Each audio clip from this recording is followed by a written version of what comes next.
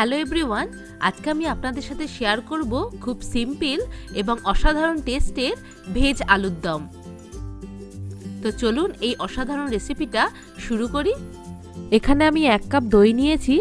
দইটা বাড়িতেই বানানো, ওই জন্য খুব বেশি টক না, সেই জন্য একটু বেশি পরিমাণে দই নিয়েছি। দই যদি টক হয় তাহলে অর্ধেক কাপ দই নিন। এবার এর মধ্যে ছোট 1 চামচ ধনের গুঁড়ো, ছোট 1 চামচ জিরের গুঁড়ো, ছোট 1 চামচ মৌরির গুঁড়ো, ছোট চামচের অর্ধেক চামচ কাশ্মীরি লঙ্কার গুঁড়ো, ছোট চামচের অর্ধেক চামচ লাল লঙ্কার গুঁড়ো, ছোট চামচের অর্ধেক চামচ হলুদ গুঁড়ো, ছোট চামচের অর্ধেক চামচ চাট মশলা আর ছোট চামচের 1 চামচ আদা বাটা দেব। এবার এইগুলোকে মিক্স করে নেব। আমি আগেই বলেছি যে এটা নিরামিষ আলুর দম, তো এর মধ্যে পেঁয়াজ আর রসুন দেব না। এই যে মশলাটা বানিয়েছি, এই মশলার টেস্টটা দারুণ হবে। এখানে ছোট ছোট আলু নিয়েছি, আলুগুলোকে সেদ্ধ করে নিয়েছি। এবার একটা কাঁটা চামচ দিয়ে সারা গায়ে ফুটো ফুটো করে নেব, যাতে আলুর ভেতর আলুর গ্রেভির রসটা ঢোকে। একটা একটা করে আলুগুলোকে ফুটো করে নেব। এবার আলুগুলোর মধ্যে লবণ আর হলুদ দেব আর এটাকে মেখে নেব।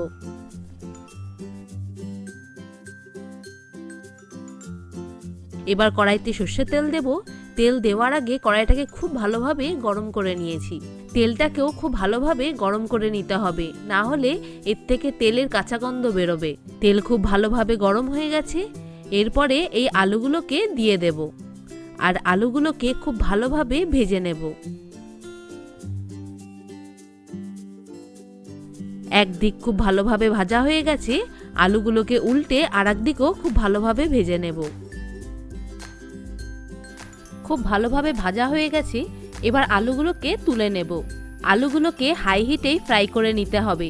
লো হিটে ফ্রাই করলে আলুগুলো গলে যাবে, কেননা আলুটাকে আগেই আমি সেদ্ধ করে নিয়েছি আর গ্রেভিতেও কিছুক্ষণ সেদ্ধ হবে। কিছুটা তেল তুলে নিয়েছি।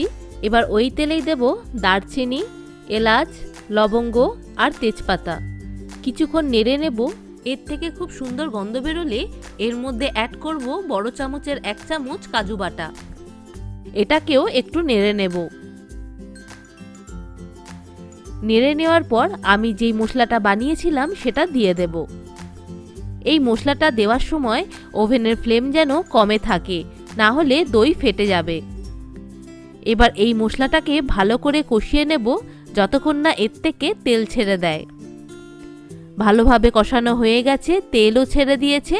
এবার এর মধ্যে অ্যাড করব টমেটো, লবণ আর চিনি। এবার এটাকেও খুব ভালোভাবে কষিয়ে নেব যতক্ষণ না টমেটোটা গলে যায়। টমেটো একটু কম দিতে হবে, কেননা আমি দই দিয়েছি। টমেটো বেশি দিলে বেশি টক হয়ে যাবে। টমেটোটা গলে গেছে।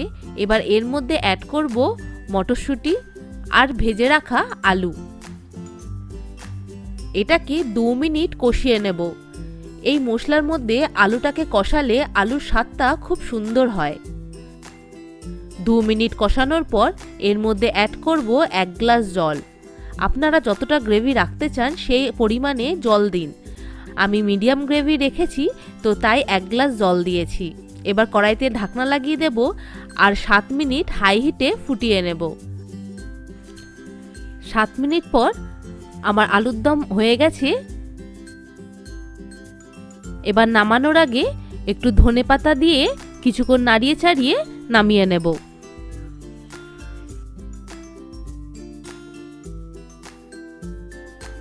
আপনারা বাড়িতে অবশ্যই এই নিরামিষ আলুর দমটা বানান আর আপনাদের কেমন লাগলো আমাকে কমেন্ট করে অবশ্যই জানাবেন।